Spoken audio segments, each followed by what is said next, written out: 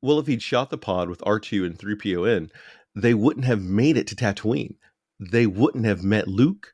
Luke wouldn't have met Ben. They wouldn't have met Han and Chewie. They wouldn't have saved Princess Leia. None of it would have happened. I'm Chris Spivey.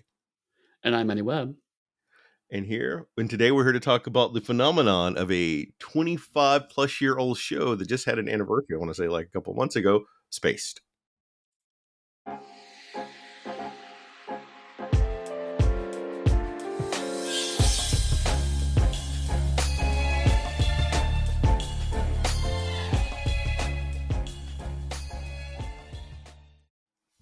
I was mentioning to Eddie before we got started today that this is our first ever sitcom for the podcast.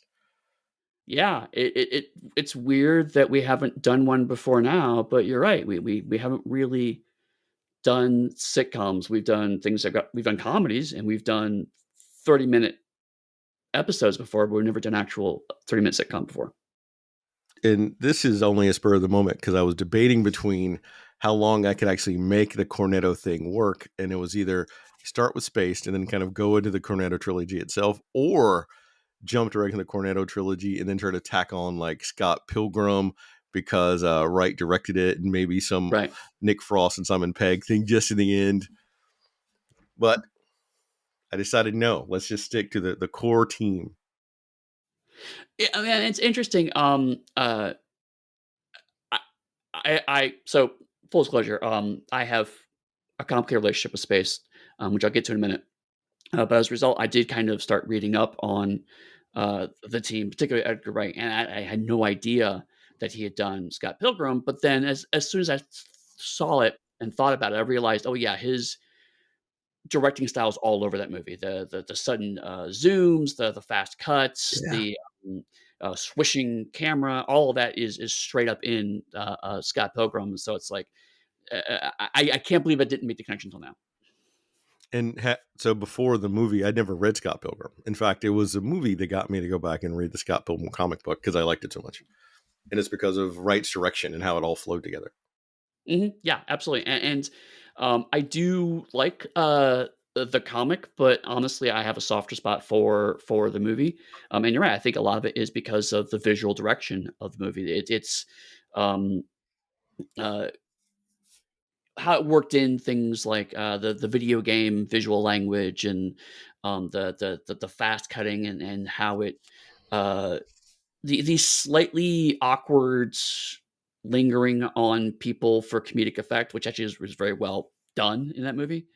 Yeah, that got me interested in the Scott Pilgrim franchise, I suppose. But yeah, I did not connect that the guy who made this and the guy who directed that were the same person. So did you watch the Scott Pilgrim animated series? That was one season, I think, that was supposedly from Ramona Flowers' angle. The Netflix one or the older one? The Netflix one. It came out last year, or the year before last. I haven't seen it. No, I haven't seen it. I haven't either. But apparently it is a remix of the original story because spoiler alert, Scott dies. So it was like it's everywhere. So I don't feel bad spoiling that because like when it first came out, that was like the only log line that everyone was talking about. It's just like, oh, okay, well, I guess that happens. So I haven't seen it, so I can't speak to it. I was just curious. But then it occurred to me when I was trying to think of the Simon Pegg and Nick Frost movie I'd want to pair with it after Scott Pilgrim. There is not one I would want to watch again. Yeah. I don't want to see Paul. And the other, I think one or two elude me. And while I like John Boyega, I don't think I want to see Attack the Block again. Mm-hmm. Because it has Nick Frost in it, and it also, I think, has a doctor in it as a love interest. Oh, really? Huh. Jodie Whittaker, nice. For anyone in case they're curious about which doctor I'm talking about. Although I think John Boyega could have chemistry with anybody, be it David Tennant, be it a resurrected Patrick Troughton. John Boyega would have chemistry with them. Zombie Patrick Troughton. Look at that nice transition you made for us. So no, what was your relationship with space prior to this? I stumbled across it. because from when it came Okay. out in the, God, when was that, like 99, Mhm. the amount of British TV in the US, much less in Alabama, was a minimal trickle. So I saw it sometime later. And even when Mhm. I saw it, I only caught like an episode here, an episode there. It was maybe 10 years ago that I actually got to see it proper, and I liked it. It felt somewhat dated because I saw it so much later. And I have my usual problems with some stuff that we watch. Right. Where are my black people at? Right. Yes. Um, my relationship was pretty similar, in the sense that, didn't have much access to it. Stumbled across it about a decade later. The difference is I did not like it initially, uh, because it reminded me too much of The Big Bang Theory and my problems with Big Bang Theory. Oh God, yeah. Uh, We'll never talk. We'll never, no, never do that show. no, but it led me to, you can do a show about the awkwardness of being a geek or a nerd or whatever. But there are two ways to approach it, which is people who are doing it just to make fun of people in those communities, which is Big Bang Theory. The joke is, oh, look at how stupid and nerdy they are, or how awkward they are because they're smart and had different interests. Or it's by people who understand those communities and are saying, look how awkward we are. And it's a subtle difference. And when I first watched Spaced, I thought it's just making fun of people who like comic books, and I hate it. There's a specific joke that we will cover when we get there. I'll point it out. There's a specific joke while rewatching it that made me completely change my mind. Wow. Yes. Okay. Huh. So I guess I didn't see it like that. It could be because I bounced off the Big Bang Theory after 2 episodes. I was like, no. And this didn't feel to me like it was making fun of nerds, more highlighting um, some of their awkwardness, but also at the same time how they bond with people. And there's a Right. lot more of that in space from like 1999 there was in the Big Bang Theory that started 10, 15 years later. And Right. coupled with the fact that it could be that at that point in time, we knew that Peg was a nerd. Like, hands down, when I saw it, we knew that Simon Pegg was like full on hardcore nerd. And so that gave a sense of authenticity to the show that the Big Bang Theory lacked. Right. I think what helped me is between the time I watched Space and the time I watched again for the podcast, I have since watched the IT Crowd, which actually Oh, has some pretty significant mwah. problems, but it's still also much more in that vein of, we know what we're making fun of, and people will see themselves in this rather than making fun of them. God, the IT. We're gonna. All right, you're getting to the point where we're gonna have to do a run on British sitcoms now. You know that, right? The more you Yeah, mention these, yeah, 'cause I've seen a lot of them now, and the IT Crowd is problematic but hilarious. yes, right. And I will say, the IT, because I've rewatched it recently. The IT Crowd also has it starts to recognize that its problematic points can become part of the show, right? Like, so it's like, yes, it's problematic, and so we're going to show why that's problematic and make fun of the fact that people who don't say it's problematic are the problem. Um, but in the way, it ends up opening up other Pandora's boxes of problematic behavior. But uh, regardless, you're right. For the time it came out, it's actually really fantastic, and also um, the cast is just fantastic. Of that, it's one of the things where like, the cast really carried that through. And this And is it's a funny similar that case. yeah, and it's funny that you mentioned the IT Crowd because both the IT Crowd and Space had American adaptations that failed the mark completely, much like Red Dwarf, Coupling, and some other shows. Yeah. In fact, the only British sitcom adaptation that I think did well in the US was The Office. Which, funny enough, I hate The Office. I do. All right, maybe hate is a strong word. I will. I'll try to reel it back for this our first sitcom episode that we've done. I have a general dislike for The Office. It could Right. be that I've worked in a bunch of offices and it just rubs me the wrong way that I've known bosses like that. Part of it could be that I don't like that type of humor. And that's why I have a problem with The Office. I didn't really dig. Curb Your Enthusiasm, but Jill really liked it, so I watched it for her, and eventually I got to enjoy some of it, and the later Mm, seasons were funny. But if anyone had seen Curb Your Enthusiasm is incredibly problematic and funny, but it's cringe comedy. So it's constantly walking that line, and sometimes it steps over and then it comes back.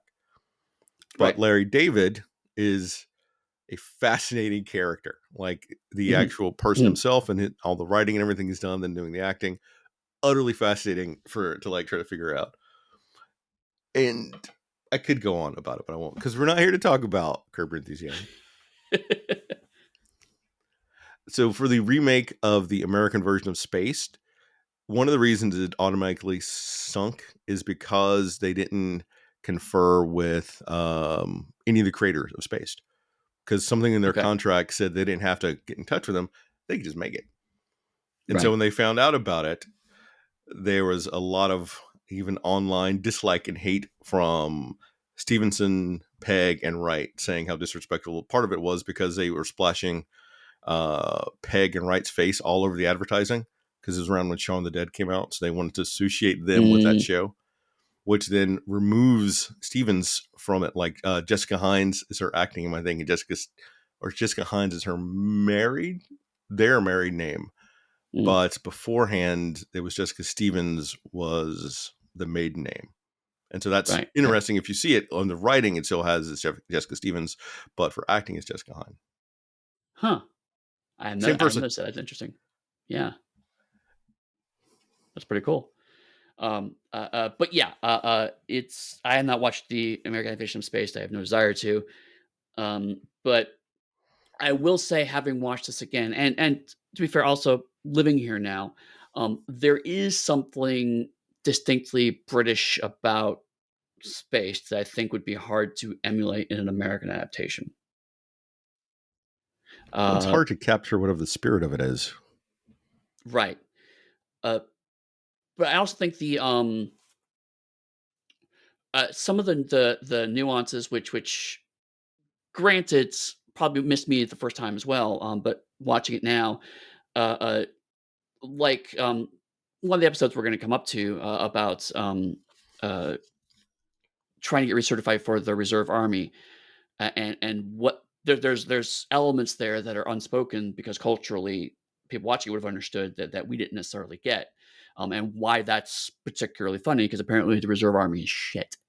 And so the fact that he's trying so hard to go into a really crap portion of the military is part of the humor of that, right? Which I just didn't I completely missed, and so I looked into it.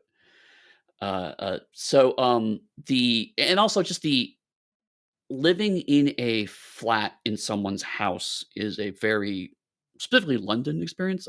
From my experience, I have not done it myself, but lots of people are like they'll rent out a room in their house, is that the same thing as living in an apartment building in the U.S. So that relationship of people in the house is a pretty distinctive thing too. Well, So there are places where people rent out, for instance, their basement as an apartment, right, but but it's not frequently they so have like an normalized. exterior door that they go in and out of.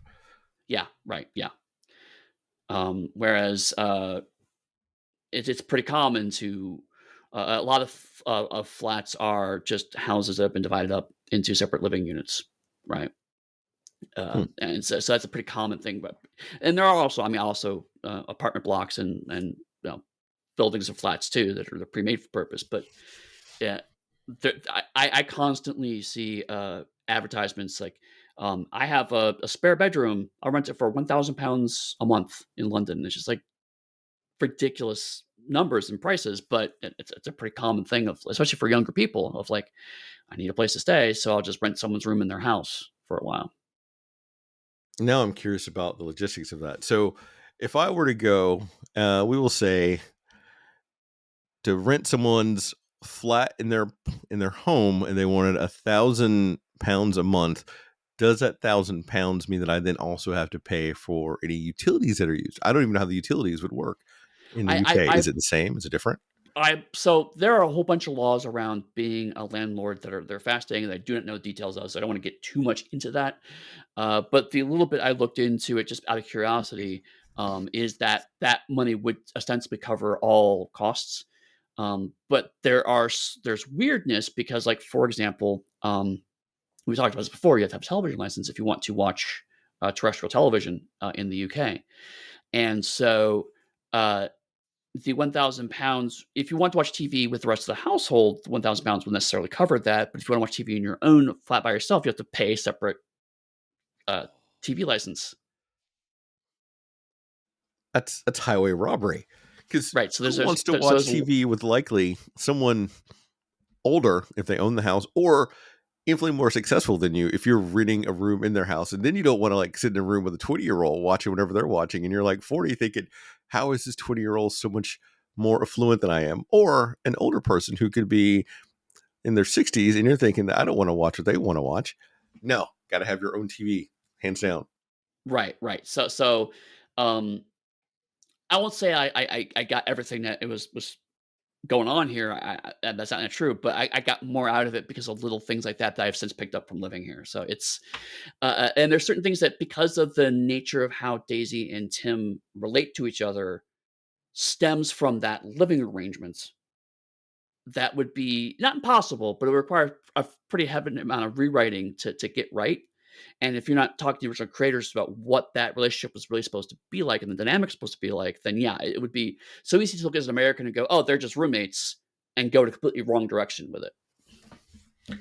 The snippets I saw of the show actually have them almost from the first episode being flirty and looking coupley like, and that Yeah, doesn't work off the bat. no, no. Daisy needs to be just as awkward in her own way. And their version of Mike, I want to say it's the actor who was is it Will Sasso, who was on Mad TV, the Okay. the big guy, like tall, Mhm. and yeah, I think it was him, bald. Hmm. No, like even the timing beats felt wrong. Right, right. Yeah. So this very much. Well, I watched it, I realized this is very much a lightning in a bottle show, right? It's they. It's pretty clear they did one season, they expect to do a second season, get the other second season. I think they also did a special afterwards. Um, but that there's a love of the sick. One thing I like about the show is that there's a love of the sitcom structure, and the characters don't break the fourth wall. They don't realize they're in TV show, but they do know how sitcoms work. So they're slightly adjacent to the sitcom structure, and so it's like little tweaks and like if you look at the show premise, it's there's a lot of The Odd Couple, and there's a lot of Three's Company in this. There's a lot of classic sitcom structure in this, and then the show just goes slightly askew with those structures. It goes slightly just a little too far with it, which is the part where the comedy comes in. Is because you have to watch this knowing what sitcoms are like, because then the show starts going, okay, but we're going to go a little different. And so you expect the show to go a certain direction. And it kind of just goes a little a different direction, and it slowly builds and builds and builds. It's like, oh, where are we now? Why are we suddenly in a paintball fight? And how's that work? Funnily enough, that's one of the reasons that Jessica and Simon wanted to make the show, was they weren't saying anything on TV that represented them and how their lives. Hmm. So that's like the impetus of that. But hearing you talk about it makes me instantly think about WandaVision and how it follows a similar trend, almost for like understanding the structure of the sitcom, adhering to it, and then veering off ever so slightly until they go full on like Marvel. And they don't quite do that here. Right. Quite, almost. But no. Anything else you want to talk about background, or do you want to move directly into it? Because I picked us 4 episodes to watch. Yeah. So we should probably get going on them. Or if you want, we can banter a lot longer and then get to that point where Eddy says, "Come on, we're running out of time. Chop, chop, chop, chop, chop, chop, chop." Um, Season 1, Episode 1, Beginnings. We open with Daisy Steiner and Tim Beasley. She's dumping her one night stand, and he's breaking up with his partner. And the scenes are spliced together to create the illusion that they're breaking up with each other before the reveal they're in fact breaking up with different people. opening credits, and you get the word just spaced. I'm gonna take a quick beat to say I miss openings that are just so quick that you don't need a whole bunch of other music and theme songs, because theme songs are hard to get right, and you need certain ones to be addictive. And if anyone's curious what addictive theme songs would be, you could go watch Shrinking, who has an opening theme song from They Might Be Giants, which is fucking fabulous. Hmm. Or if you want an older one, even the Cheers theme song is pretty I was good. about to say Cheers, yeah. Uh, and for one that a lot of people that don't like, that I like, uh, Enterprise, Faith at Heart, surprisingly good. Oh, while Oh my Tim god. is drawing in a diner, Daisy asks to sit with him while looking for a new place, and the pair banter a bit. Over a few weeks, with a nice musical montage, the pair become friends. After Daisy breaks down over constantly failing to find a new place, the pair hatch a plan after seeing an article in the paper saying that a professional couple can rent an apartment at a decent rate. How is that for like the opening bit for the entire thing? Yeah, no, it's good. And one thing I like about this, a lot of American sitcoms are just we get a premise, we put it in place, and then we just go for as long as we can until we're done, right? Uh, uh, not, well, some, I'm not sure how it was, but there's certainly a trend of British sitcoms where they're much more structured. And I like the structure of this one because the very beginning of it, like you said, you get the fake out of they're breaking up with each other, and turns out they're breaking up with different people, which mirrors them actually becoming a couple at the end of this season. We'll get there. Spoiler. Um, uh, and so, but the show, as opposed to sounds like what's happening with the American version, where they dive immediately into they're into each other. They're not. In fact, they do not like each other, and the show takes a moment to establish, oh, it's that guy again or whatever. Um, and they bond over this common need. And so they have to fake being a couple, which, if you're into each other, is extremely easy to do. If you're not into each other, that's where the comedy comes in, which is part of the tension of the show, is that we set up like by doing that fake crosscut, it sets up they're going to not like each other, which we drag into them becoming friends, but it's very clearly a kind of we don't understand each other friendship. And so in this short space, you build a very nuanced and complicated human relationship while all at the same time being funny throughout. Oh yeah. How oh so the opening bit where they're splicing back and forth between the two, how do you like Sarah? From the instant little beats of her that you get. Oh, I hate her. She's awful. You could do better. Okay, I want to make sure I'm in a similar boat, but I didn't want to say it until I found out for certain. Like that breakup scene is painful to watch, and the fact that it's like lingered on, and then it doesn't go away. It's an underlying plot beat throughout the entire thing, which is one of the reasons I think that I liked it so much. Is that there are repercussions for actions, and you feel those ripples throughout all the episodes. Right. Um, I will say that the first time I watched this, I still didn't like Sarah, but the first time I watched it, I mistakenly made it seem like the show was speaking through Sarah to say, "Because you're into this stuff, you are lesser of a person." Over a couple of episodes, we do realize that Sarah is the only person that has his viewpoint, and it gets reinforced and reiterated because it's ultimately setting up her current boyfriend to be a specific kind of character. So like, there's actually a reason and a plan for all of this. I mistook it as a third voice of like, oh god, again, I didn't even know who Simon Pegg or these people were. I had no clue. Now it's like, of course, obviously Simon Pegg is presenting this as all of the people or partners in his life that have diminished his interests. So now I get that. But again, in a short space, it's like it's not explicit here, but it's if you've been in that situation, you can get the subtext of it's because you're into comic books, because you're into cartoons, because you're not a quote unquote adult because you have these interests. It's not spelled out here, but it is implied in a very short space, which I really really appreciate. Now the subtlety of that. Mm-hmm.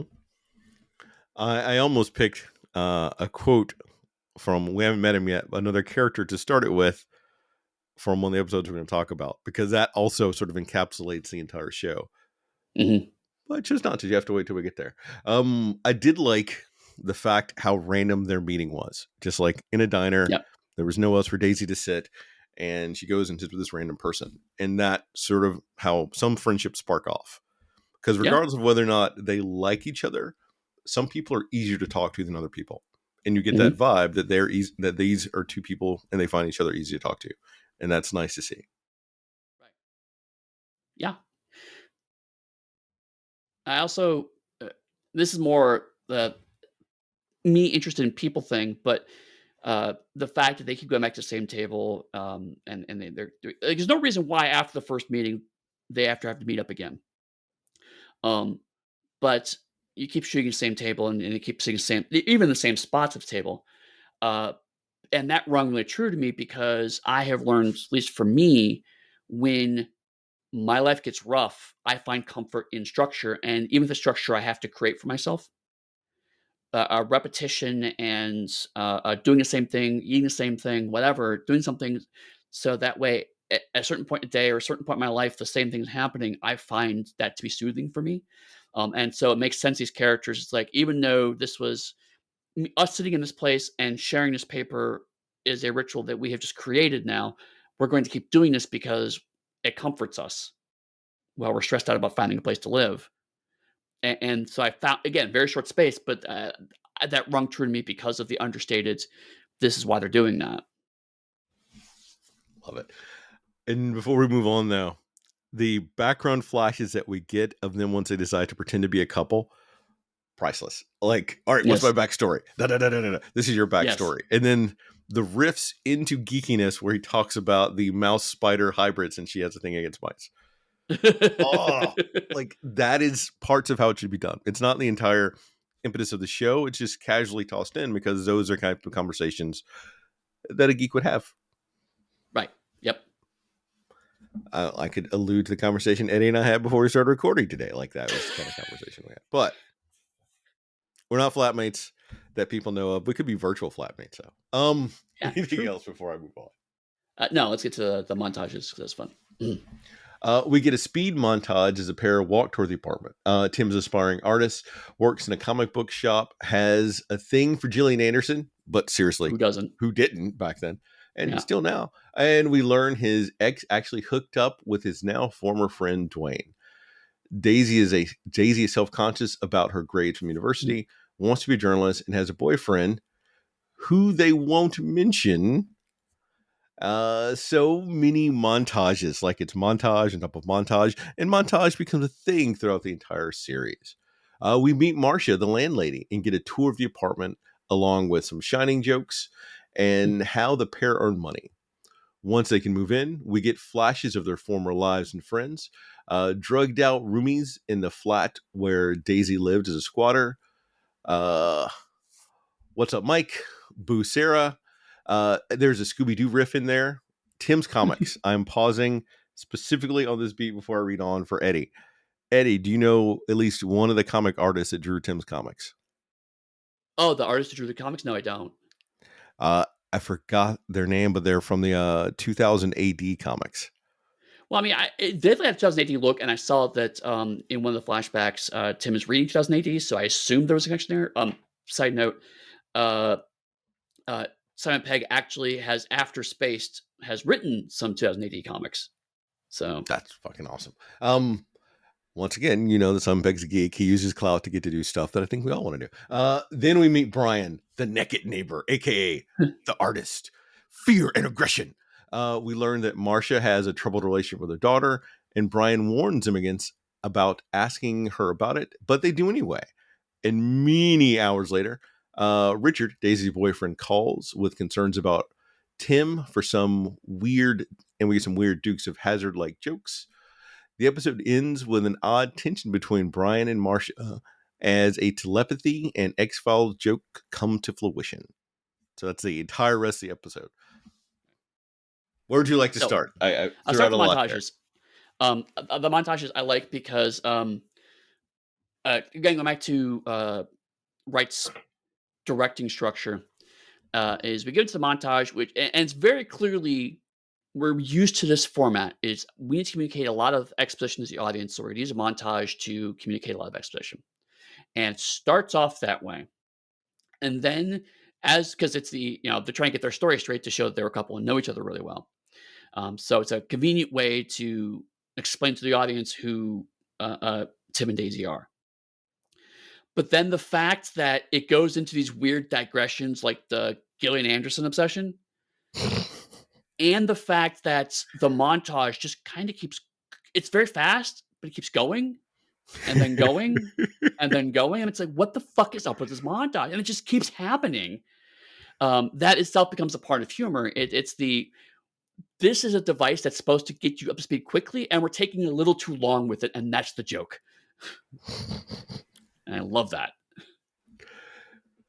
It's the same thing. And I always say, you tell a joke 3 times to make it funny, and you can Or keep doing one it in joke really threes. long. It's been a while since I made that reference. I feel like I need to bring it back so I can make it 2 more times later.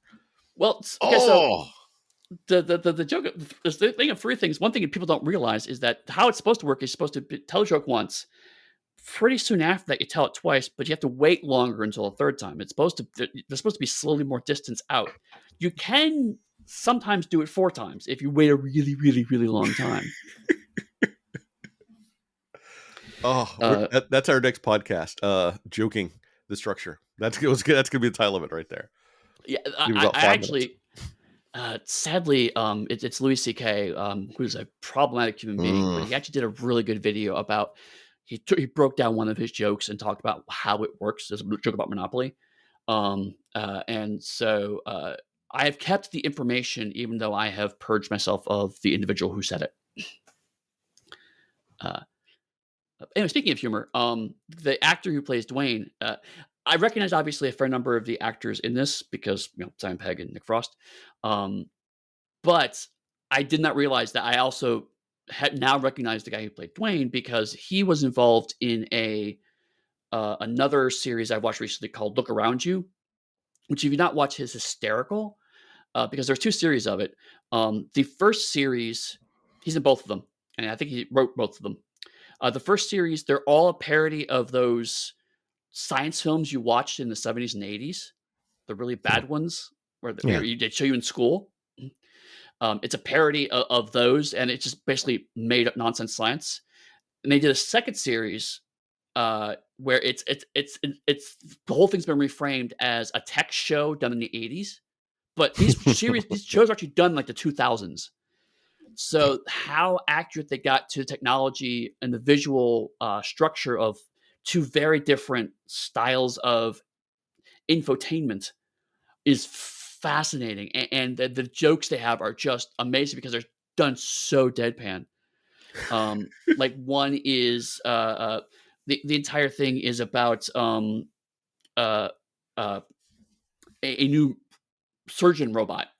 And it has actually the guy who plays Wong in the MCU is playing a surgeon, and this robot is just we're gonna give one of the hosts a makeup like during the course of the show. We're gonna give him a complete facial reconstruction surgery, and so like they're trying to they pulled away and they're having a conversation about the next bit, and you see like blood flying off screen. It's so funny. But anyway, so it's interesting to see like how much overlap there is in these communities because Look Around You would have been out like 2 or 3 years after Spaced. And Okay. as there's some overlap in the creative team. So it's another kind of spur of how these things people work get together and then some chunks of that team form off into a different creative project and how that kind of spins and off because it's such a smaller intimate community here in the UK on some level. You can see much more of these overlaps of how people were inspired by working with other people. So I love that stuff. Do you recognize Dwayne from Marvel yet? What was he in Marvel? He was in Guardians of the Galaxy. He was one of the yeah. What? He was one of the Nova Corps. Now that you say it, yes, I do remember he's one of the Nova Corps. He He was the does asshole Nova officious Corps asshole really well. Yes. who eventually comes around, and you have like that moment of oh, the asshole's dead. Look at that. Right. So Yes. Yes. saying, um, Can't believe I got to make a Marvel gag in there. Yeah. I don't know. I like the fact that we get a tour of the house. Like the house becomes a Yeah. character in and of itself. Mhm. And it's a weird, creepy old house that they're all living in together, which Right. gets us the Shining joke when they talk about the cleaning and everything else, and the two girls in the closet, how they'll be here forever. And that's a beat that recurs later in the season. So even that's a nice touch. Right. That is something else that I've learned watching this time is that, we didn't watch every episode, but, uh, every a lot everything that's set up in this first episode pays off either in this episode or at some other point in the season. It may be there are no throwaway jokes. Every joke is there for a reason. Even the Scooby Doo riff, it gets played again. Oh, God. And even in the interview with Marsha when they initially sat down, I'm sorry, in the one when Brian, Mark Heap is a fucking genius in everything you see him in. He's always a weird, creepy dude, but he brings different aspects to each weird, creepy dude. Even in Yep. like Friday Night Dinners, he's a neighbor and is weird as fuck still in there. I want to say he was even in Green Wings. So I know a lot of British sitcoms, by the way, in case people are curious. I could like list them. More than I do, actually, which is impressive. Anyway, the fact that he stumbles on him when he's naked and like doing a thing, and it's just like, yo, this is a weird moment between the two of us, and then Right, invites him up. right. And it sets up another gag, which is the, quick zoom in on someone's face when they are surprised or confused, or, 'cause it's they zoom on their face when they see him naked, and then when they're doing an interview, zoom in their face when their stories get contradicted, and then they do it again when Marsha looks like she's about to, turn him down and goes, "Yeah, sure, it's fine."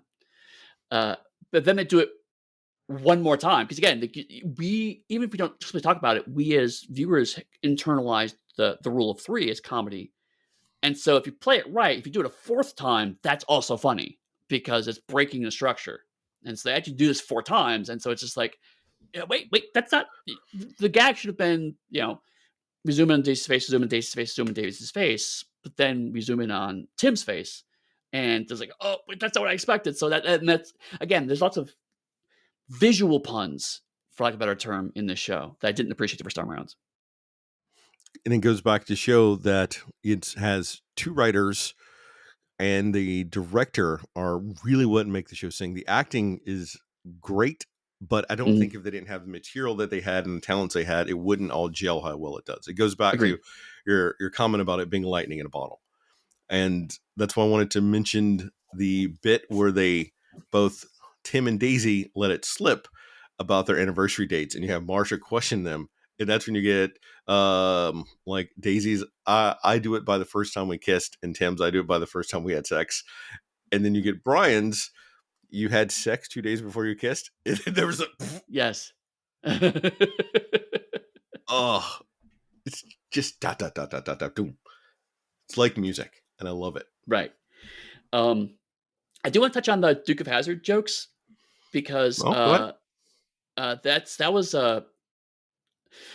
something I've learned extremely recently. So I think I mentioned before, but I do listen to. I don't listen to many podcasts anymore, but the one I still listen to is weirdly a Sonic the Hedgehog podcast.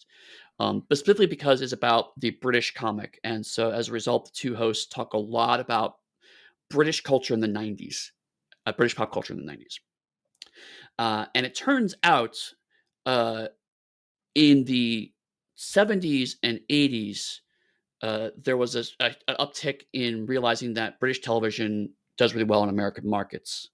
And we've talked before about how in the '80s specifically, uh, Doctor Who tried to, in fact, reinvent itself slightly to make it more palatable to American audiences in order to specifically chase that money. That's also where like Thames Television came from, is because Thames Television specifically would do co-marketing relationships with the US. They would make TV shows specifically that would be designed to go both in the UK and in the US.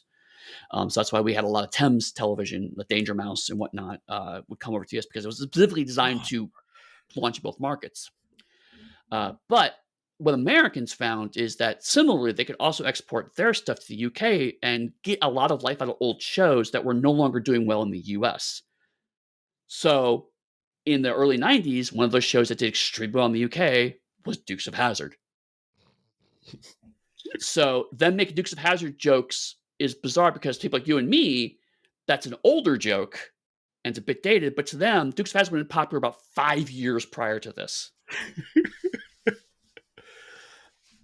So I actually know the theme song, once again about theme songs, pretty well because my grandmother really loved that show for some reason that I still didn't understand why to this day. Yeah, I I have watched it. I grew up because it was on TV. I have no fond memories of it, and I have no desire to watch it again, but it is burned into my DNA, right? It's like, Yep. because I'm of a certain age, I know about the Dukes of Hazzard, so I got the joke, but I was like, "Why do I know this joke?" And then I happened to catch an episode of this podcast where I talked about the Dukes of Hazzard specifically. Power Rangers also, came over pretty quickly, and so Power Rangers are really big in the UK. And at that point in time, the swap between US and UK television became much faster, and so now we're all more or less get the shows roughly the same time, such as streaming. But there was that moment where they're sending their older shows to the US, and we're sending our older shows to the UK, and so both sides, like, in the 80s is when I started watching really Tom Baker Doctor Who, even though they're 10 years old. And think it's only things like Thames and ITV also did this because that's why the Jeremy Brett show came over relatively fast. You know, so it's weird to see stuff that's older to us hitting at different points of the British cultural spectrum. My last comment about the Dukes of Hazzard though is if your car is named General Lee, you've already lost me. But for Doctor Who, I would say I only really got into Doctor Who because of the joy of PBS. PBS was the only really station that aired it or played it in Alabama. Right, I think I've talked about that before during the Doctor Who run, so I won't like rehash it. But right, but so, it's interesting because PBS got bought a larger portion of shows because it was relatively cheap to license them. That's one of the reasons why they did it. And that's what Masterpiece Theater actually came about because it was a way to package a whole bunch of random different shows from the UK. But brilliant other marketing UK shows did make it into larger syndication. So because PBS is also so How I Saw Red Dwarf, which is still one of my favorite shows. We're gonna really all right. I really feel this whole sitcom thing coming on. By the way, yeah, yeah, I know British that sitcom. we've already Yep. figured out next season because of a chat in the Discord. But as everyone knows, I'm fickled like the winds of fate. So we'll see if that season happens or if Eddie had to agree to a whole big thing and then I scrap it and put in another So since season before that season. since we're talking about behind the scenes, Chris, like, I have the next year planned out of the podcast. I was like, uh huh. And he's like, do you look at the thing? It's like, I look at it, it looks okay, but I'm not. It's not going to be the same. It's like, no, it's going to stay this way. Uh huh. Uh huh. Uh Well, let's add some context to that comment. There's a Patreon list that I made for the year huh. that is merely 12 things compared to the normal weekly genre list that is me speculating multiple different iterations of things that we could be doing. Seasons of seasons. I may have actually created over the holidays, was it 8 different list of seasons worth of Yes. stuff Yes. in addition to the one that the Discord suggested. So I technically made 9. Right. Oh yeah, I forgot the So one that Discord suggested. Right. fickled is the wind of fate, but it is controlled chaos. I loved that. I'm going to go back to the show, hard cut. The telepathy bit where Daisy is trying to telepathically talk to Tim, and there's nothing. And then at the end of the episode, he responds to her telepathic comment, and it's not commented on again. And that's like the joke: is if you weren't paying attention, you don't get it, or if you didn't weren't watching and you were doing something else, you would have missed it. So, Spaced is a show even in the '90s that was trying to get people to pay attention to it instead of like, I'll read a book and watch a TV show. You can't do that with Spaced. Right. And again, this goes back to it's somewhat irreducible Britishness, because the '90s, again, from what I've learned, was a fairly large influx of American pop culture. So as Americans, we would watch it and go, "Oh, I recognize those references," but not many people in America can watch that and go, "Oh, I'm getting the 2000 AD references to this," right? It's there's a certain amount of quintessential Britishness that comes to, and frankly, I think permeates the entire Cornetto trilogy that we're going to talk about. that even though Americans can see themselves in it and can because there's a certain universal element to it, and also because there's a lot of common cultural touchstones that they can both touch on, so we don't feel alienated from it, but there's still it's not completely American, and I think it's to the show's benefit. Yeah. Anything else about the first episode? No, I think we time to move on. All right. Season 1, episode 4, Battles. Sad music plays. We see Daisy in a 60s fashion breaking up with Richard. And it's sad, and you feel the emotions coming over you, only to have the scene flipped again as it's Richard who is breaking up with her, and she is just repeating his words back to him in her mind. Then the opening credits. Once again, love quick credits. She's depressed, and she begins to explain it to Tim about what happened. And she said she was following Tim's advice where she should tell Richard that she's been getting off with other people and that he gave her bad advice due to his trauma with Sarah. And he says, yes, I did. And I would do it 1,000 times more. And we get some Tim and Brian banter about the Dear John letter that he got from 3 months too late from Sarah about how she loves him and how it's not his fault. And his own comments about the letter coming too late. And it's less for him than it is for her to deal with her guilt. Daisy needs a loving relationship. So after nearly exposing her false relationship to Marcia yet again, she asks if they can have a dog. Marcia agrees, but Tim is hesitant because of his past experience with dogs, which have given him a great fear of them. Then we get a dog flashback of Tim running away from a bunch of dogs chasing after him, only to see Daisy on the other end of the dogs trying to get the dogs to play with her, running away from her. But Yes, she guilts him into agreeing for a dog. right. So it's funny to me that we skipped over the entire Richard relationship. So watching it, the first time we see her talking to Richard is them. Boss hog. I love you so much, but huh? Boss hog. Yes, Boss Hog, right? And then we see almost the exact same framing of how they're cutting back of him breaking up with her, and so to me that was additionally funny because it's the I love you. We have cute names for each other. They're Dukes of Hazzard references, and now it's we're breaking up with you, and it's shot identically, which is particularly hilarious. It shows you how these relationships can be very very fluid. Did you recognize Richard? No, I saw so little of them. All right. Are you a Ted Lasso fan? I have not watched Ted Lasso. Ah, I've heard I should. I'm trying to remember the superhero show from like the 2000s that was British. It Heroes? wasn't The Misfits. It was like a 30-minute comedy show, and he was one of the superheroes in it. So I recognize him. If you watch Ted Lasso, he's going to be the journalist. He just has really long hair. Okay. Trent. At some point, I will watch Ted Forgot Lasso, I'm Trent's sure. last name. So if you haven't watched Ted Lasso, you should watch at least the first season of Ted Lasso because it's the best season out of all three. Okay. Good to know. Pretty funny.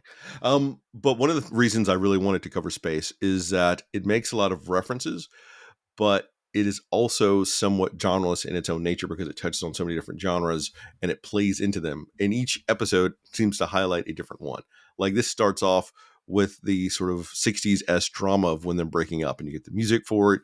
You get Daisy imagining herself in that fashion, and it is great TV. Yeah, I think the reason why Spaced works so well is the fact that all of the actual plots are extremely universal. We need to find a place to live. We need to pretend to be a couple. I'm breaking up with my boyfriend. I want to get a dog. I want to have a fight with the guy who took away my girlfriend. These are all extremely universal concepts. So even if you don't catch a specific reference that's around it, the references are meant to accentuate rather than define the plot. Mm-hmm. And we're very close to a joke that will encapsulate that. But in this case, the 60s gag was meant to be very kind of old school soap opera. Yeah.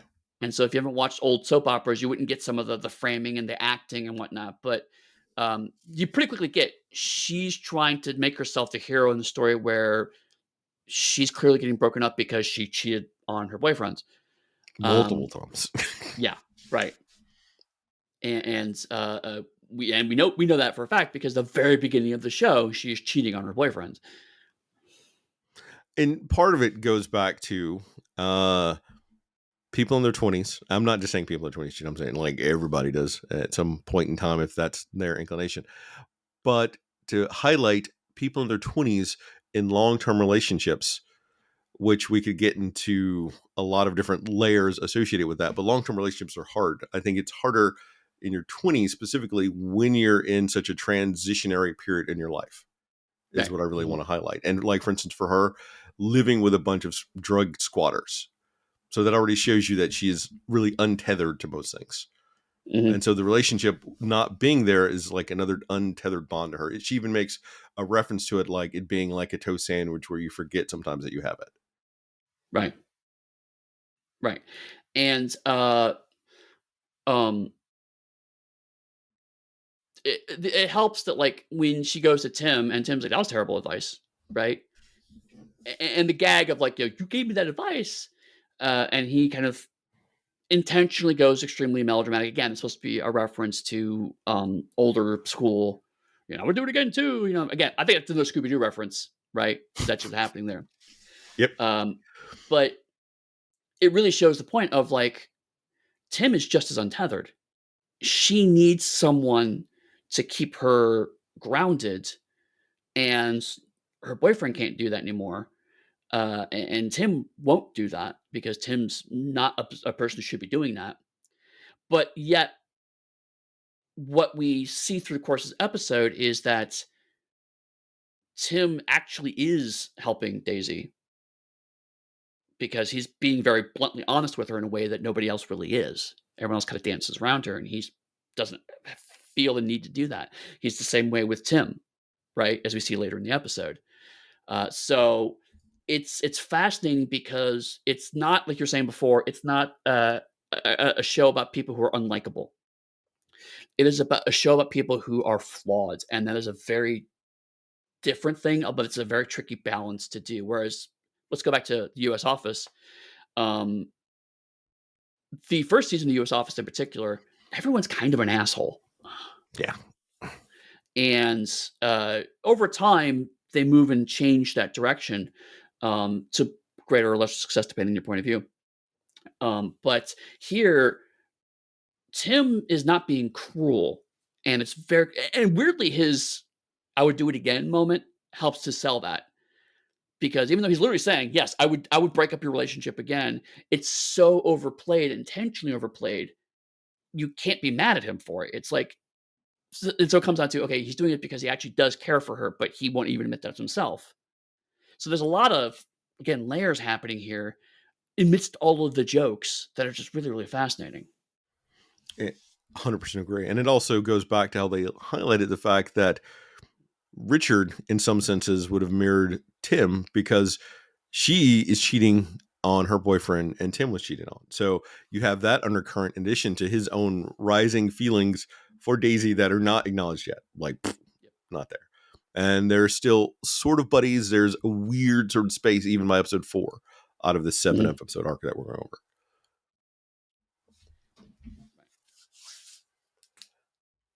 All right. Any comments about the Dear John letter before, or it would technically be a Dear Tim letter, but everyone knows it's Dear John letter before we move on? The simultaneous heartbreak and hilarity of getting it 3 months late when everyone in the show knows that she is not the same person that she was when she wrote that letter, even if she was genuinely even meant it at the time. And we've all had that moment of looking at something that was heartfelt from someone we used to love that we aren't in love with anymore, or don't love us anymore. That heartbreak of I want this person to exist, but they don't anymore. It is just really heart wrenching, but combined with the sheer hilarity of bad timing that it happens in, it is just so wonderful. And the show again, the show does a really good job of making the joke emphasize another unrelated emotion. Oh, love it. All right. While Daisy and Twist is Daisy's best friend. We haven't really talked a lot about her yet. Go out to buy a dog, Mike, who is Tim's best friend. Go to paintball. Tim advises Mike to be chill or he'll get banned again. They run into Dwayne, who is Tim's friend until he and Tim's girlfriend cheated together. Uh oh oh he Peter, I forgot his last name, has such a punchable face. I don't know why, but it's Does. just like He utterly does. punchable. Brian sits on Colin, Daisy's new dog, who is okay. We get instantly the dog is okay. And we learn about his tragic history with his own pet dog. I'm not even going to Right. talk about how he used to dress up his pet dog, other than make that joke about how he dressed his pet dog. Dance for me. um, Eddie, do you want to discuss? I think there's a bullet point from you in the notes that I'm reading Yes. through. Yes. I'll pause for you. So in the midst of this, it actually happens between the last chunk and this chunk. But I want to talk about this chunk. Uh, um, uh, it is right after Tim reads the letter while Mike's convincing him to go play paintball, and while Daisy's buying the dog. There's a small scene where he's playing Tomb Raider 3, and Daisy is about to step out, and she's like, "What do you really say? I'm trying to swim through this level." Says, "It looks more like you're drowning," and he's like, "It's because I am." And he starts to talk about the metaphor of playing this level, and he's talking about playing Tomb Raider 3, but he's obviously clearly talking about drowning based on having read that letter. And this is the joke where I realized Spaced is not making fun of geeks, it is celebrating them. Because that level is fucking hard. I've played that game. That level is hard as hell. And so the fact is, they said they not only referenced a specific video game, but they referenced a specific level in that game, showed that level on screen to show you they're talking about this exact level, and then having him play that level while using it as a metaphor, talking about his broken heart is. I was like, okay, I apologize, Spaced. You get it. Okay. Since we've paused before I go into the last beat of the episode, buying the dog is pretty funny to see, but finally actually get from how we're doing the show to get some interaction between Twist and Daisy, because Twist Mm, becomes a more and more important character for other people too as we go through it. And the joke about Mike being banned and it's only for 6 months, and they reference some accountant who they didn't flash to that's sitting in an asylum is it's funny, but yet a little problematic. But the beat still lands even today. right. Um, yeah, I mean, I think we need to talk a bit about Tim because, again, when I first watched it, I thought Tim was just a really problematic character, even back in the day. Do you mean Mike? Um, I'm sorry, Mike. My apologies. Yes, I don't want Mike. His obsession with gun culture and what I misread as toxic masculinity really jarred with me the first time I watched it. Um, I've since realized that Tim is supposed to be a parody of specifically this archetype of American exceptionalism. That's specifically the joke. And I got that actually not from living here, but when I lived in Ireland. In 2017, I lived for 6 months in Ireland, and we lived in a housing complex. Basically, it's a planned neighborhood with a bunch of houses, all kind of in a loop, as it were. And so, whenever I'd walk my dog, we'd see the same, a few dozen people on the streets all the time. And there's this one teenager who ignored us for months and months and months. And then I was walking my dog, and he accidentally stumbled into us and says, "Oh, I'm sorry. Heard that was American." And so he started asking me questions. It's like, where you're from, whatnot. And they got really excited when he found out that I used to own a gun and went to a gun range and spent a lot of time asking me about guns. A whole lot. That was all he knew me was as the guy who once owned a gun. Literally, I owned a gun. I took it to a firing range 3 times, decided it wasn't for me, and sold it. Like, that was my entire experience with it. But he was really interested and had so many questions about it. And there is this European fascination with American gun culture. And I realized That's that's what Mike is. That is the point of Mike. He is supposed to be a parody of that British obsession with this very specific portion of American culture. And once I got that, Mike makes way more sense as a character. Okay. No, I can see that. That would be kind of jarring, though. Oh god, yeah. It was just like, I gotta go. My dog needs to pee. Please leave me alone. Stop talking to me about Caliber. All right. So this is for our viewing. This is our first real interaction with Dwayne and Tim, and you can Right. already like sense a tension. And I just repeat, Dwayne has such a punchable face. There's some people I would assume that Peter, the actor, is a nice, affable person, but something about how he can play a character makes me want to punch him. So I will say, excellent acting. Even in the TV show, much like in Guardians of the Galaxy, I still want to punch that guy in the face. Right. That's why I brought up Look Around You, because he's playing a very different character. He's playing the smug television presenter. But even then, it's the smugness is muted and tweaked a little, so it is very much acting. But you're right. He has a uncanny ability to find that fine line of wanting to punch him, but there's nothing he's actually said, at least as the start, that makes you want Yep. to punch him. Is a very, very fine line. He runs it so well. And then of course he tips over and becomes actually someone you want to punch. But for a long time, it's like I can't quite. There's nothing I could point to, but god damn, I want to punch you. He's so good at it.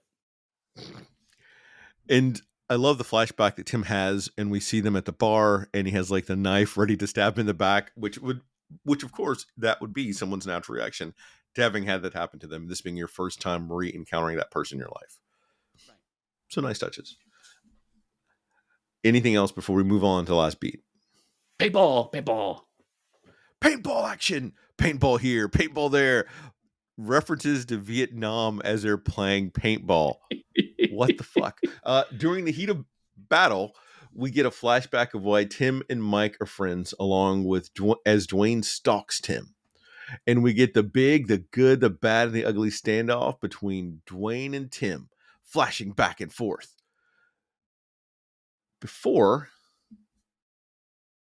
you know what? I will not make that joke. I had another joke in mind, but I'm not going to make it. He's taunting Tim about stealing his girlfriend. Before, I want to make a joke, but I'm not going to make the joke because it's not a good joke. It's a bad joke. But I'm going to talk about the bad joke at least one more time to make it funny again. So we get the standoff between the two, and they're pointing like air guns at each other's head, and we get Dwayne who out bluffs Tim to turn around. They're going to walk away at like 20 paces and fire. But of course, Dwayne tries to cheat. His gun doesn't work, and we get the speech I almost started with about organization and how Dwayne looks down on Tim for being a geek. Mhm. Until he is saved by Mike, who dives in the way of the paint blast like a real buddy would, and Tim shoots Dwayne in the junk. And we end with Colin licking bamboo on Tim's bed, both of which he is afraid of. So yeah, again, the paintball scene is when I realized that Mike as a character has toxic masculinity, but it is channeled through a sincere desire to be friends. Uh, this is a theme that I think Peg and Frost pick up and do better with in future work. We'll talk about that when we get there. But right now, it's the Tim is trying to help Mike get his life back on track, and Mike is trying to protect Tim because he feels like everyone's being cruel to Tim. But because they are British men, neither of them can express that in a honest way, so they have to sublimate it through all these different levels. I would probably just remove the word British from your sentence, but otherwise, I'm in complete agreement. Fair, but it certainly. I mean, American men also have that problem. Men have that problem, but certainly in this time period, this just cultural moments, it's gonna be very hard for them to say, "Hey, I love you," or "Hey, I care about you." That's not how it's done. And if I remember something correctly, at this point in time, though, both Frost and Peg became friends, but Frost brought no, strike that, reverse it.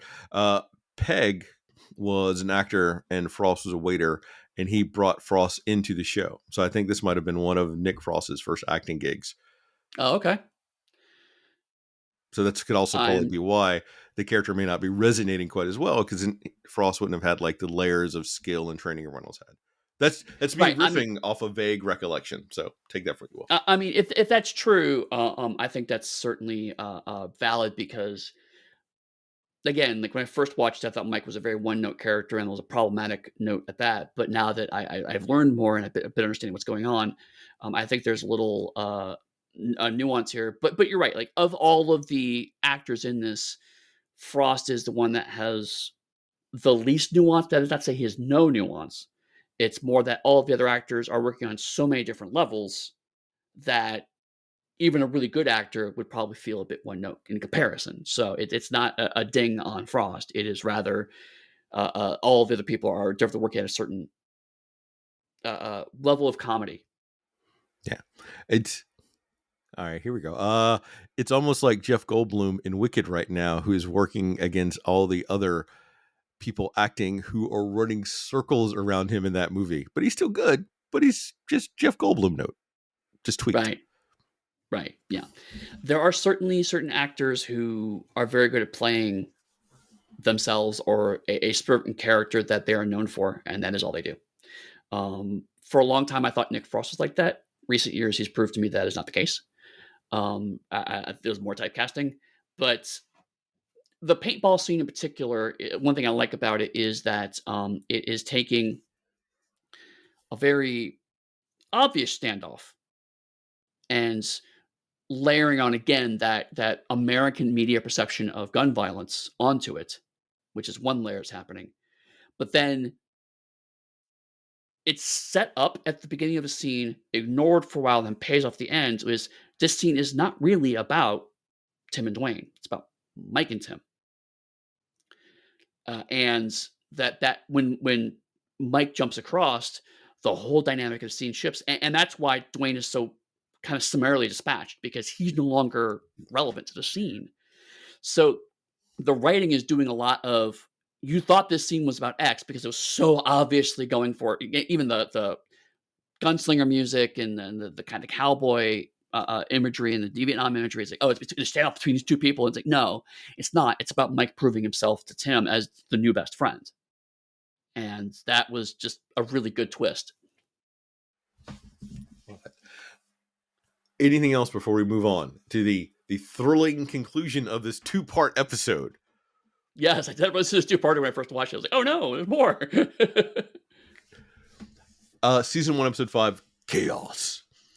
We open with a video montage of Daisy and Colin, with Tim complaining about it to Mike, who's hiding in a bush as they play a game of hide and seek. Credits. We get a little of Bilbo and Tim's day job reading comics. We see Daisy in a good place as Colin has given her back something she'd lost, her confidence.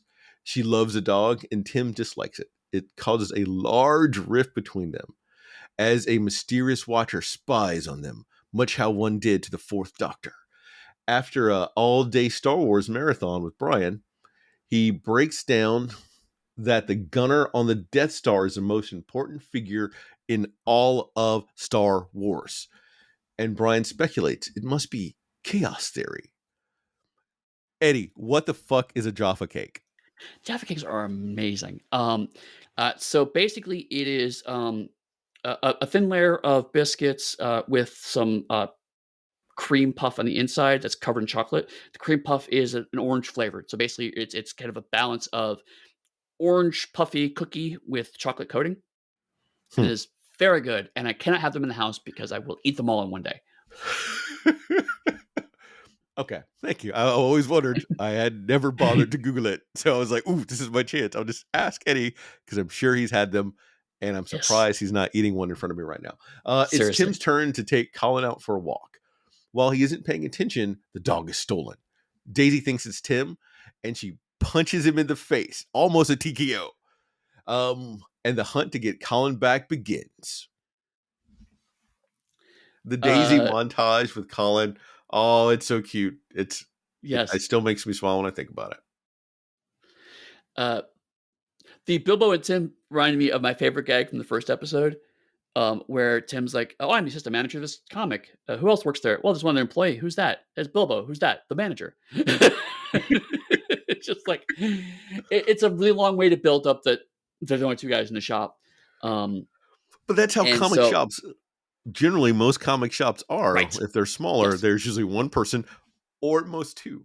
Having realized now that I was a part of child labor because I was friends with a comic shop owner who needed to go somewhere for like 4 hours and asked me to watch their store.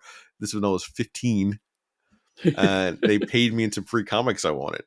So, but still, questionable. but free comics. So But it was his comic book shop. He's the only person that worked there. yeah. I also worked in a comic shop briefly, so certainly a case of like when they're sitting there reading comics, like I immediately was like, yes, no, I I I think some people who have not worked in such a store are like, oh, that's not a very realistic depiction of working in a comic shop. No, it really is. It's a Yeah. lot of nobody's there and you have nothing else to do. And in a way, it's good that you sit around and read comics because then often you can recommend comics to other people. But, hey, I just read the latest issue of Green Lantern or whatever, and I think you'd really enjoy it. So there's a benefit to that, but certainly it speaks to a certain level of lack of success in Tim's job. Well, that and the fact that we've seen that part of his job is also he wears like a costume, which is a bit from the first episode we didn't really talk about. Right. So he's definitely walking around like a monster costume. But part of the thing for comic shop is a lot of their business they try to get, are at least back in the day, were subscriptions, which means you had a box at the comic book shop. They might give you 10% off, but they hooked you. And then when you came in, they could just give you your stack and you buy it, and you might mention one or two things and you leave. So it would Mm, work as pops of business, like pops of being a busy, and then nothing for long periods of yep. time. It's like police work in the military. Boring, boring, boring. Action, boring, boring, boring. Right. Yes. So running comic shop is exactly like being in the military. That's what I'm hearing from you. Yeah, to some extent, the boring parts are. Because Eddie, do you know what I did during my downtime when I was deployed? Nothing. I read comic books, amongst other Oh, I was gonna things, say. or I Well, I played was gonna say video games. play video games. Yeah, I know that one. Do you know what people do in comic shops? Read comics They read comics and they and play play video video games. games. I Like, I if you could see Eddie's face right now, going, "Don't bring up fucking facts." That's the face yeah. Eddie How has dare right you? now. I mean that how I originally had the entire run of uh uh, Age of Apocalypse because I worked at a comic shop and I was able to grab the issues and nobody everyone's like, oh, it's X-Men. X-Men sucks. It's like, no, this is great. So I almost did the entire run, then lost it and I now own it again. But yeah, X-Men suck. They must be talking about when they first released X-Men before they had to wait, what was it, like 5 or 10 years to re-release it, and that's when people got right. hooked on it. And regardless It of your was thoughts on Chris Claremont, Chris Claremont is the reason X-Men became X-Men. no, this is the early 90s after Claremont left. So it was trendy to shit on X-Men because it was popular and it didn't have Claremont anymore. Yep. I'm just not a fan of people pooping on popular things if they're good. I agree. I agree. Part of the reason we made the podcast. Part of the reason why we're raving about how good Spaced is. Yes. Colin's great. All right, as a dog owner, Deb, have you had moments like the video montage with Daisy? Because you own a dog. Uh, I want to say no, but the answer is probably yeah. Yeah. We have um we have Google Photos on all of our phones in the family, and one of the things it does is that if it recognizes a similar photo, it automatically puts it into a album for you. And so we have a small album of pictures of me and my wife, small album of friends, and there's like 75 million pictures of my dog, which is called Princess Darby, because that is the relationship we have with our dog. If you're not a dog owner, I can't recommend enough because dogs are great. They become a Dogs are real awesome. family member. And depending on the type of dog you get, it could be fun or it could be a nightmare. We had a friend who, I'm totally done about dogs now. So we had a friend who saw how great our dog was. And so they went out and got their family a dog, but they didn't like spend time with the dog before they got the dog. And unlike our amazing, brilliant dog that is a snuggle buddy, their dog didn't want to be touched. It What? chewed up all their furniture. It's a dog that doesn't want to snuggle, Eddie. It's not I don't doesn't understand. want to touch you, just wants you to feed me, then go fuck off, is what their dog was. And they kept it That's for a about cat. 4 months. And then they returned it. Yeah. I feel bad for that dog, but also, oof. Yeah. Because if people get dogs, they generally want puppies. And if you're going to wait 4 months, that dog is no longer a puppy. So it's now harder for that dog to find a home, Mhm. which does not lead to good things. Indeed. Long story short, get a dog, love it, keep it. End of story. Yep. Be patient. Now that I've totally gone the dog train, I got to start getting back into my space headspace. Yeah. The Mysterious Watcher.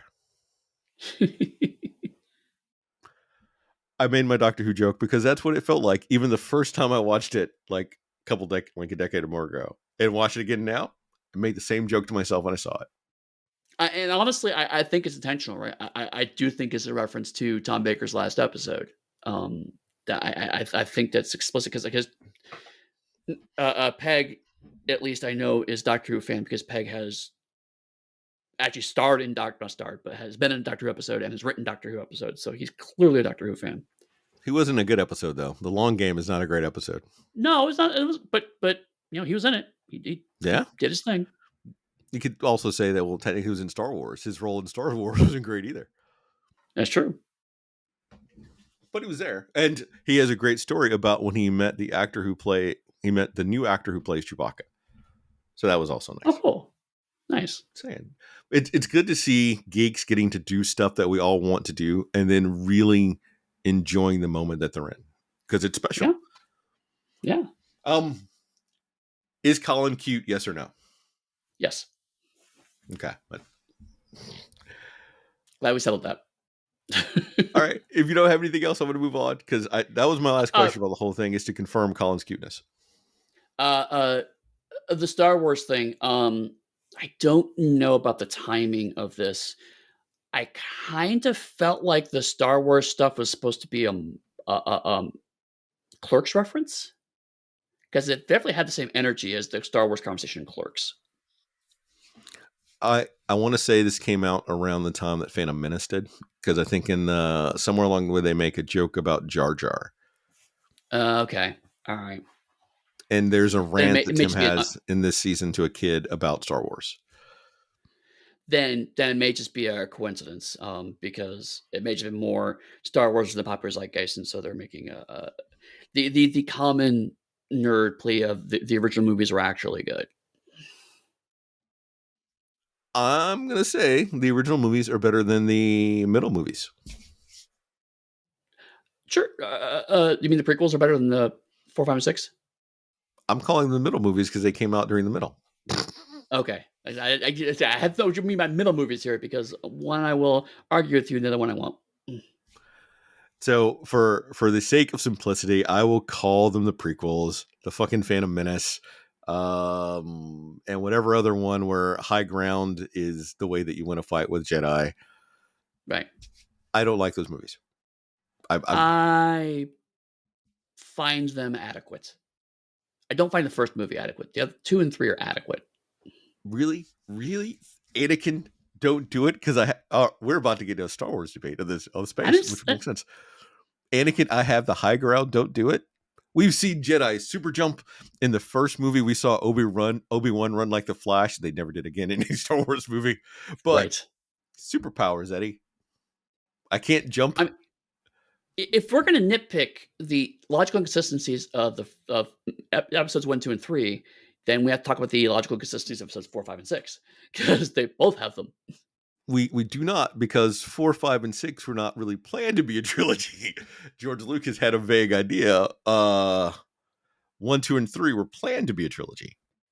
I'm just saying, it's like if your argument is Jedi could jump up there, then why didn't Yoda do that at any point in time during 4, 5, and 6?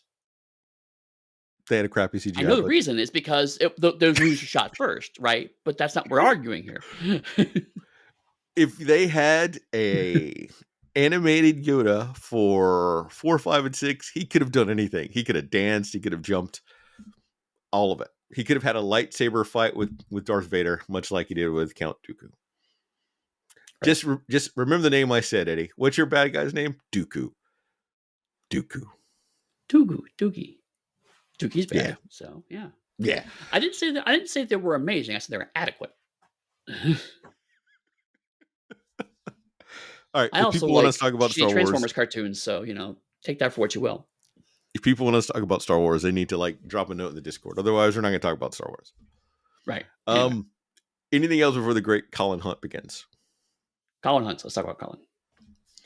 After receiving an anonymous letter revealing where Colin is, all suspicions are dropped. So Tim, Daisy, Brian, Mike, Twist, and with Marcia in the room, develop a covert plan to retrieve Colin. During the raid, we learn that Twist has a thing for Brian and taunts Daisy about having a thing for Tim. Meanwhile, Mike and Brian bond with a security guard who actually saves the day and is the person who sent them the letter. And we discover that James Eldrick, evil scientist, possible alien, has been doing illegal experiments and at the very last moment is dispatched by the sounds of a growling dog in the shadowy Right. darkness. This is very obviously the X-Files pastiche, right? And again, it's the we're gonna do this covert operation to break into this place, and ultimately it boils down to bickering about who likes who and being quite nice to an older gentleman who wants to check out your guns. And that's how you solve things by just not being an asshole. Do you think Mike's guns are real? I suspect they're probably replicas. Okay. Okay, I gotta say it. I love that when they come back to the apartment all dressed in black, and we get their outfits fully show you who each of those characters are. Like Yes. Mike in his SWAT gear with like his little headpiece. with Brian, Mike written across the chest. Brian and dressed like the most. Sorry, go ahead. No, I was just saying, I just love the gag of them giving them code names, and Mike's name is clearly across his chest. I love that visual joke. And Brian dressed like the most Toreador that's ever Toreadored in Yes. existence. And Twist in their outfit that she literally just went to the store to buy. Love Yep. it. So good. And then we get the beat how Twist is definitely not a geek how everyone else is. Like Brian, I think, has become a geek throughout this series, bonding with Tim. Because we get flashes of who he is to start with versus who he's become by this point in the story. Well, the one thing I like about the show, and again, since I hit the twist point of Tomb Raider 3, I started seeing it more, is that every person in this show has their own special interest and are really into their special interest.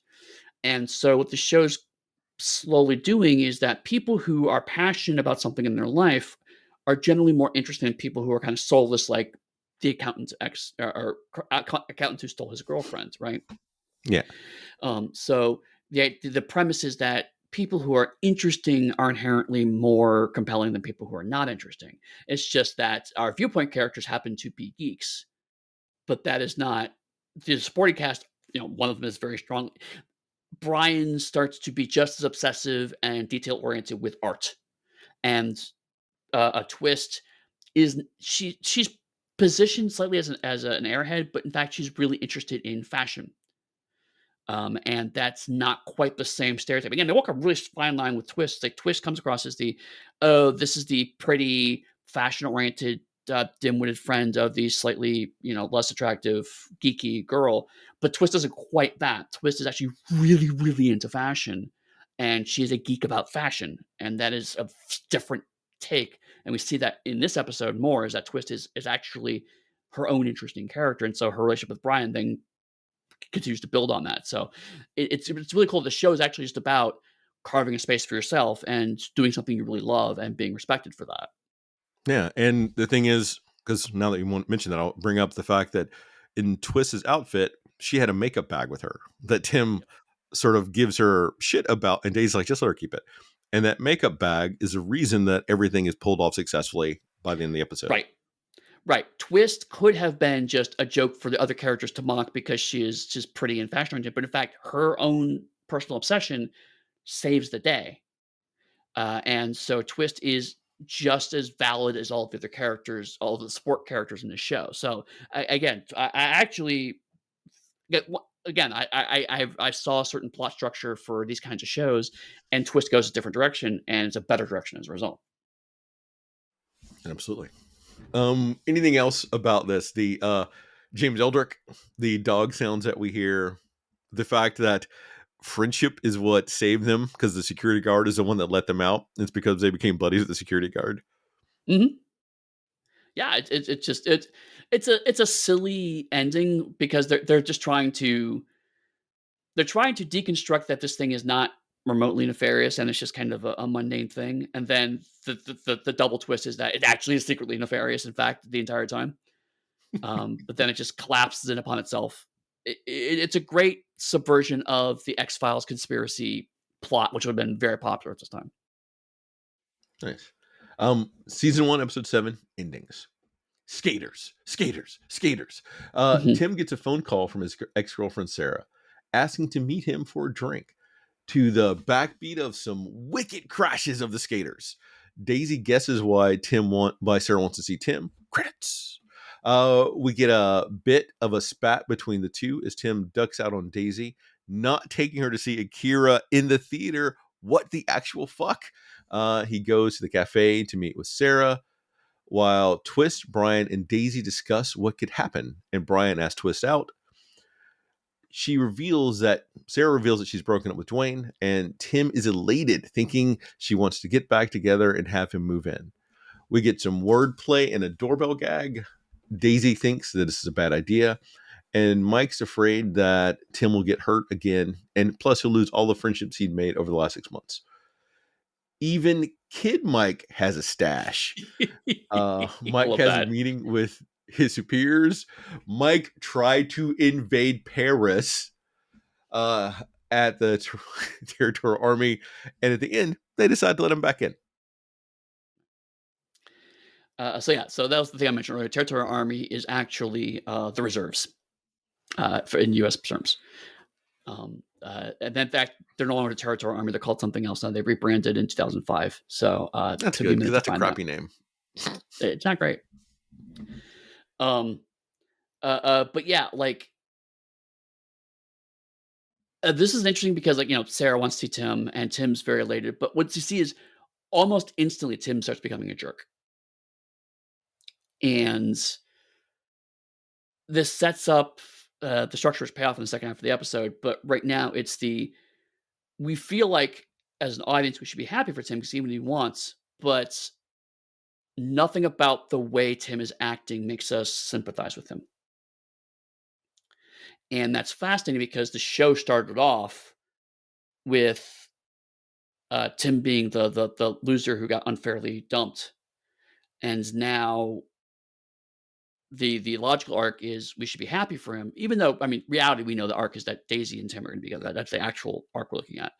So we don't want Tim to not be with Daisy, but all of the momentum of the episode is this is what he wants. He's finally getting everything he wants, and what's actually happening is we are seeing how that affects him and how quickly he falls back on extremely bad habits. And what the space that opens up, which I like, is that maybe Sarah had reasons to dump him because this is how he acted when he was with her. He was an asshole, and maybe she had right to dump him. And that opens up an interesting narrative space at this point. And it's nice the fact that we now learn it's been 6 months since that happened, and people change a lot with 6 months worth of time. And you Yeah, get a reinforcement of how this isn't a great idea from Mike, who has been Tim's buddy, who goes along with whatever Tim wants. And even Mike is telling him this is something he shouldn't do, which is pushing back against him, which is not a part of the relationship we've seen so far. right. Yeah, because Mike is very much a sycophant for Tim in a lot of ways. And if you get that from like a supporting character, then that is a real serious moment that your primary character should consider. So, a writing tip, there you go for writers out there that are also thinking about that. Mhm, mhm. And Kira is something that should be seen in the theater, if possible, in like IMX, an IMAX theater if you get the chance. Mhm. Right. But also it's a neat moment because Daisy is now completely converted, right? She loves this culture in a way she didn't when she first met Tim. And now Tim is the one saying, "No, that's stupid. We don't have time for that." Or I don't want to do that with you anymore. When earlier on in the season, that's all he wanted to do was to share his love of these things with her. And so now she's in it and he's denying her. So it's a great moment of like, she's tried to find common ground with him and he is rejecting that. And that's just really great. And then simultaneously, while that's happening, you have the parallel plot of Brian and Twist, where they're mirroring the early season between Daisy and Tim, where they are finding common grounds and they're finding things that they enjoy with each other. Obviously, it's much fast paced because it's a subplot, but like they both have a strong interest in visual art media. It's just very different takes on it. And the joke of them looking at all the blank canvases and then he gives them the one postcard saying, "Oh, it's my favorite one," of the identical white canvases. It's wonderful. I love it. Marcia spies Twist and Brian going on a date. Daisy verbally drop kicks Tim as we see a video game showing how painful each blow is. And he rants about how she's doing all this to distract herself from writing. I feel you, Daisy. Fucking Yep. writing. Marcia breaks down her relationship with Brian, and we get another shining joke and lets Daisy know that she's welcome to stay even if Tim leaves. Daisy finally manages to write some articles. Miracles never cease.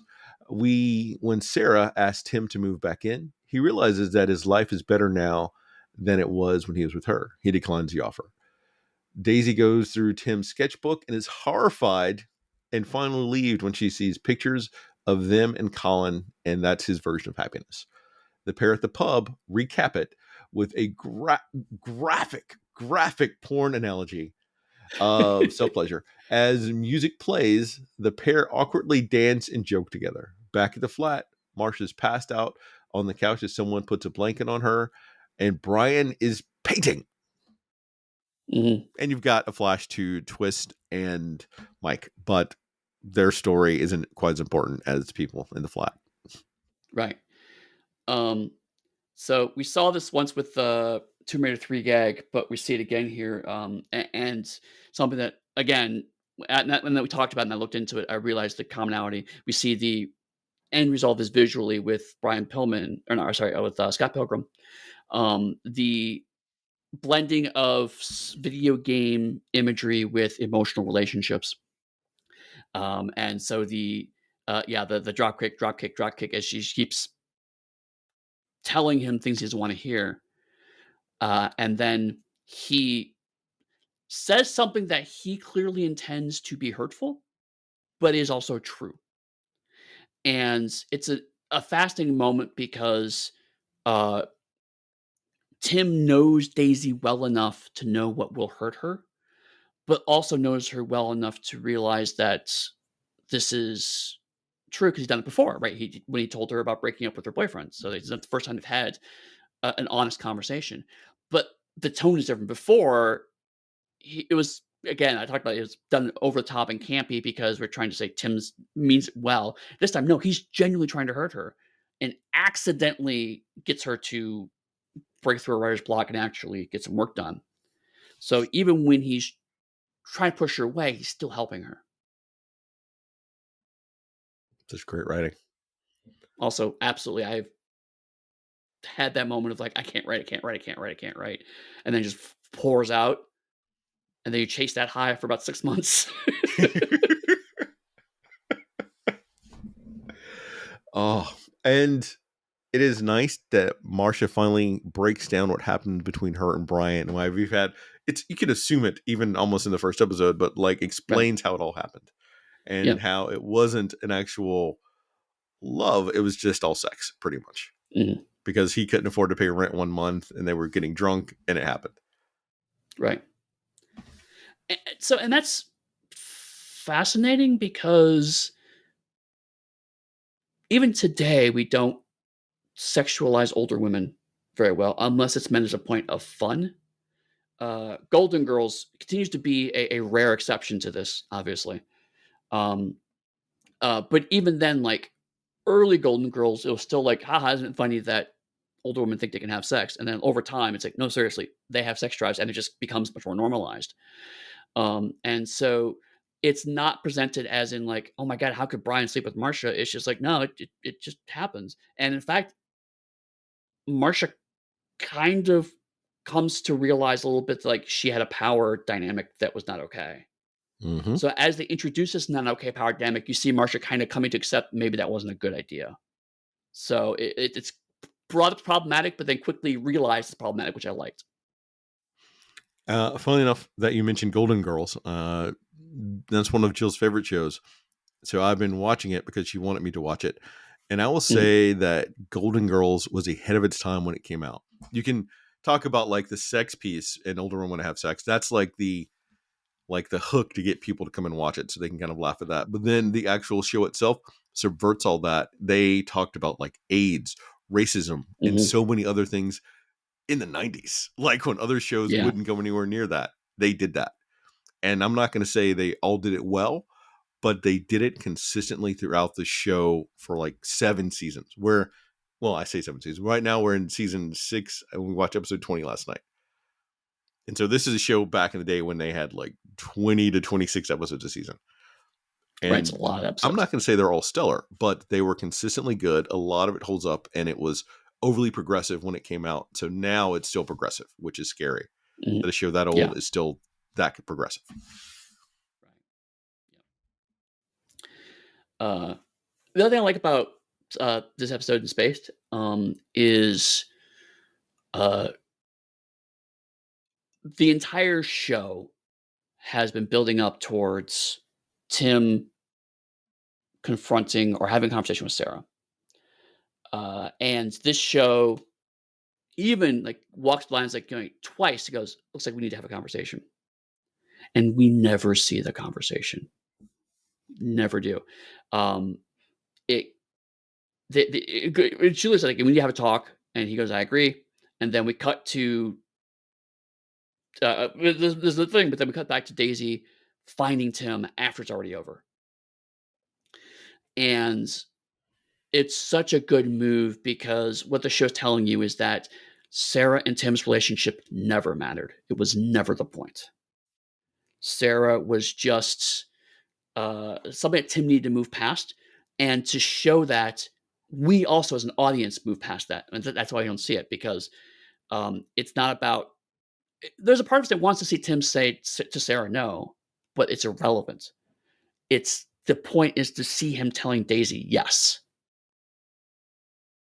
and it was a great move, and I thought it was a really strong creative move to make. So did I, but I think I approached it for a slightly different reason. Mine is that there's no way they could have written that conversation to convey all the emotion, everything it had built up to, more than you could Sure. possibly imagine it by leaving it vague like that. It's just my same point of why I think in Captain America and the Winter Soldier, the series where Bucky goes to talk to that guy, and we don't ever hear that conversation. There is no way Right. that can be conveyed in a way that would be satisfying for the audience. It's better to leave That's it fair. to you to speculate how it comes out. But for Space, we actually get at a definitive end of how it happened, which we don't Yeah, we get do for know the result, which is that important. series. Mm-hmm. And the other thing that I like that opens up is because we had the earlier episode of Daisy trying to, in her mind, recontextualize her boyfriend breaking up with her. We don't actually know if Tim did break up with Sarah. We actually don't know. But everything about how Tim is as a character now tells us that he probably did. And in a way that I think that works better because we can never be entirely sure because Tim has lied before. It's a running theme through the show is he has lied, but we don't want to believe that he did to here. And so it's again, you're right. I think you're right. It probably was just also a case of we can't possibly show this and do it justice. But I like the space it opens up as a result because of earlier decisions in the show. And that's when they talk about for paying off is like it's not just gags like Brian and Twist hooking up. You know, it's not just stuff like that that gets paid off. It's also stuff like Tim's arc is very clear, but even if this ends, it's still messy and they're awkward and it's not a clean end. You know, relationships are muddy and awkward, and so Tim is not perfect. Daisy is not perfect. That's not the point. So we get a conclusion and we get a satisfactory arc, but it's not clean. It starts off messy and ends up messy, which is very natural. What it's like to be a mid-20s person, you know. Yeah. And I think that was like a great closing piece for the entire bit for the first season. My only other comment is that we don't know at the end of first season if Tim and Daisy are in a relationship.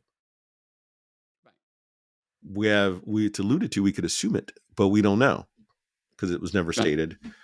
They're both, after 6 months of different types of relationships, they're in a place where that could be a possibility versus at the start of the serial where that was not a possibility. Mhm.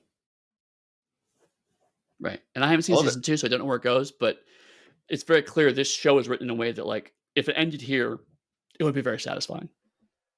And people have asked if they're going to make a season 3 for decades. And originally they're like, well, maybe. And the last one I saw was like, if we made it, they don't No. know how to do a season 3, but if they did it, it would be kind of like that Before Sunset / something else Right. equivalent. And Yeah, I don't want actually, a last season thing I 3. read was, Simon saying they probably won't just because they're not those people anymore, it's been so long. Good, because I wouldn't want a season 3. Yeah, I agree. I kinda don't wanna the newer seasons of Red Dwarf kinda tell me why you shouldn't maybe do that anymore. Well, all right. It's not a Red Dwarf cast. I'm not going to ask. If people want us to talk about Red Dwarf, they need to drop in the Discord. Eddy, Yep. if people are looking to buy your swag or come at you for not having watched season 2 of Space, where can they do that? Well, if you want to buy my stuff, you can find a lot of it through my website, pugsteady.com. And if you want to tell me why I'm wrong for not watching season 2, you can find me on Blue Sky. That's the social media network of choice for now. But you also find me on the Darker Hue Discord, where you can talk to us in the genre list section of channels. If you're looking for me, you can find me on Blue Sky because that's my primary source now. I jumped off of the Hell site completely after they stole the election. And by stole Yep. the election, I mean they convinced a bunch of people that they were going to do a bunch of stuff they weren't going to do. And as I think Barnum, fuck, I forgot his name now, said there's a sucker born P.T. every minute. Barnum. Yep. And there are a lot of you motherfuckers. So if I've offended you enough, you can come into the Dark Who Discord to talk to me about it. And if you're an ass, I'll just boot you out. But if you want to have a good talk, come in there. And so with that, we'll see you next time we talk about Shaun of the Dead.